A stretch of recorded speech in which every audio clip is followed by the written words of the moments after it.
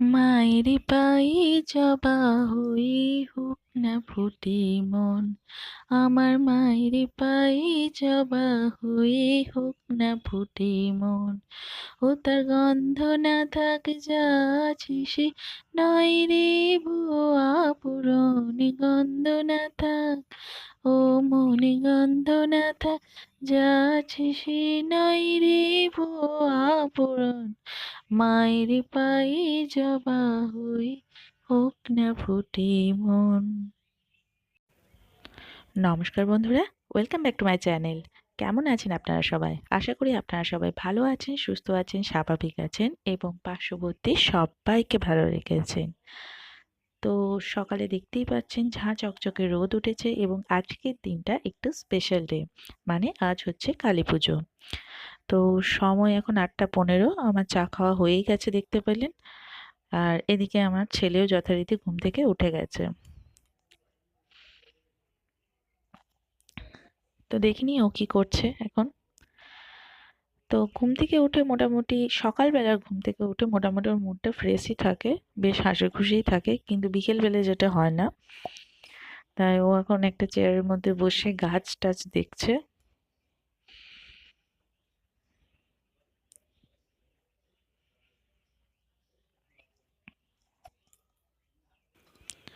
তো আমি ভিডিও করছি দেখে ও আমাকে টাটা করছে এবং টাটা করতে গিয়ে হঠাৎই দেখে হাতের মধ্যে একটা লাল টিপ ছিটিয়ে আছে।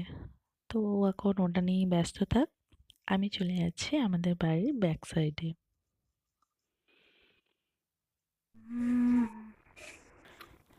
তো আমি চলে এসেছি। তো এখানে সূর্যি মামা বেশ ভালোভাবে উঁকি মারছে, যথারীতি ঝাঁ চকচকে রোদ দিচ্ছে। আর এদিকে আমি একটা জিনিস দেখাই, এখানে পেঁপে গাছে পেঁপেগুলো খুবই ছোট ধরেছে, তারই মধ্যে একটা পেঁপে পেকে গেছে। তো আমার তো নাগালের বাইরে, আলটিমেটলি বাবাই পেরেছিল পেঁপেটা। আর এখানে যে লঙ্কা, এটা হচ্ছে লঙ্কা গাছ। এখানে আমি আসার পর 10 থেকে 12টা লঙ্কা ধরেছিল, যদিও তার একটাও এখনো নেই। তবে এইটুকু গাছের মধ্যে অতগুলো লঙ্কা ধরেছিল আমি দেখেছি। আর এটা লিচু গাছ না দেবদারু গাছ, এই দুটো নিয়ে আমার আর আমার মায়ের মধ্যে কনফিউশন। তো দেখা যাক বড় হলে কি হয়। তো বেটু ঘুম থেকে ওঠার পর বিছানার হালত ঠিক এরকম। আমি এখন বিছানাটা রেডি করে নেব। তো দেখতেই পাচ্ছেন আমার বিছানা রেডি করে ফেলেছি। আর এরপর আমার যে কাজগুলো আছে সেগুলো একটু দেখে নিই। এখানে বাবা কাল বিকাল থেকে মোটামুটি জামা কাপড়গুলো আমাকে ছাদে থেকে তুলে এনে দিয়েছে, কিন্তু আমার গোছাতে ইচ্ছা করেনি, তাই এইভাবেই স্তূপ হয়ে আছে। তো এটা আমি এখন গোছাবো না, কারণ প্রথমে আমি ছেলেটাকে আগে খাওয়াবো, তারপর আমি এগুলো করব। তো বাবা মাঝে মধ্যেই আমার কাপড় জামা তুলে এনে দেয় যদিও এখানে। আর এদিকে এই জানলাটাও বেশ পরিষ্কার নেই, তো এখানটাও আমি ক্লিন করব, কিন্তু আগে আমি ছেলেটাকে চটপট খাইয়ে নিই। আর টেবিলের হালতটা দেখায়, এটাও ঠিক এই অবস্থায় হয়ে আছে।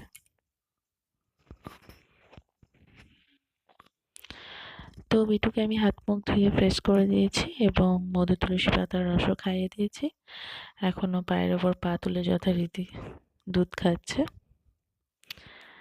আর এদিকে জিকো চলে এসছে, ওর সঙ্গে খেলার জন্য ওয়েট করছে। তো আমার স্নান করা হয়ে গেছে, আমি ছাদে চলে এসেছি জামা কাপড় মেলার জন্য।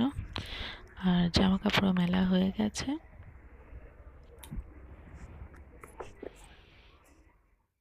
তো এটা হলো আমাদের বাড়ির ছাদ। আর এদিকে রয়েছে আমাদের কাঁচা মিঠে আম গাছে কিছুটা একটা ডাল এদিকে ঝুলে আছে। তো আমের সিজনে এলে আমি দেখাবো কি সুন্দর এখান থেকে অনেকগুলো আম ঝুলে থাকে। আর এখানে নারকেল গাছ থেকে নারকেলও পাড়া যায়, এই ছাদে থেকে ছোট্ট একটা লাঠি দিয়েই পাড়া যায়। আর আমি আওয়াজ শুনতে পাচ্ছি যে বেটু যথারীতি রাগারাগি করছে, কারণ বাবা এখন হাটের থেকে ফিরেছে আর ওর ইচ্ছা বাবা ওকে আবার গাড়ি করে কোথাও বাইরে বেড়াতে নিয়ে যাক। তাই ও বাবার সঙ্গে জেদাজেদি করছে এখানে দাঁড়িয়ে। তো আমি এখানে জানলাটা ক্লিন করে দিয়েছি এবং এই বোতলগুলো ফাঁকা আছে, এটা জল ভরে নেব। আর টেবিলটাও ক্লিন করে দিয়েছি। তো বাবা হাটের থেকে এনেছে কি কি সবজি দেখিনি, কুমড়ো, করলা, মূলো, পালং শাক, পটল, শসা, টমেটো আর কাঁচা লঙ্কা। এছাড়াও বাড়িতে সবজি আছে। আর ছোট কাকিমার বাড়ি থেকে দুটো বাতাবি আমার ভাই দিয়ে গেছে। এছাড়াও ফুলকপি আর বাঁধাকপিও এনেছে। তো মা এখানে বসে রান্না করছে আর এখানে জিকো আর বিটু খেলা করছে।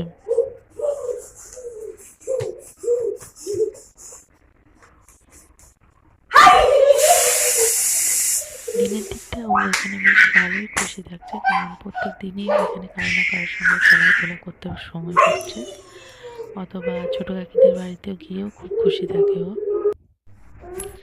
তো আমি এখানে বিটুর দুধের বোতলগুলো ধুয়ে রেখেছি। তো এদিকে মা রান্না করছিল, মায়ের মাথা যথারীতি ভিজে, তাই আমি বললাম চুলটা খুলে রাখার জন্য, না হলে ঠান্ডা লাগার তো একটা ভয় থেকে যায়, সেজন্য।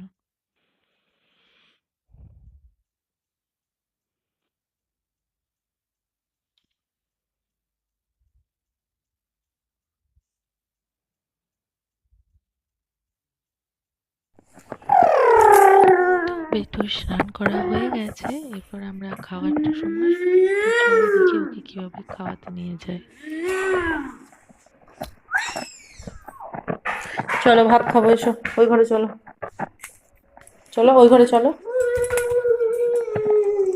চলো চলো চলো চলো।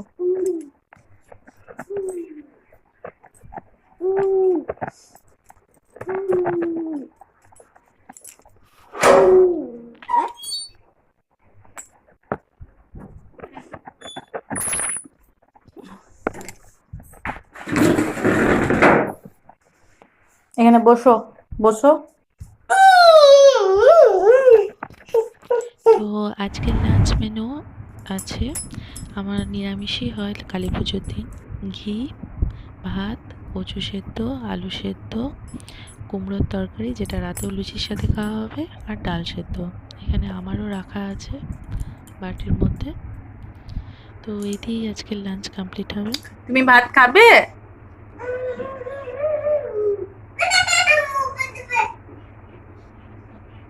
টাটা করে দাও, টাটা করো, টাটা। আরে ফ্লাইং কিস দাও।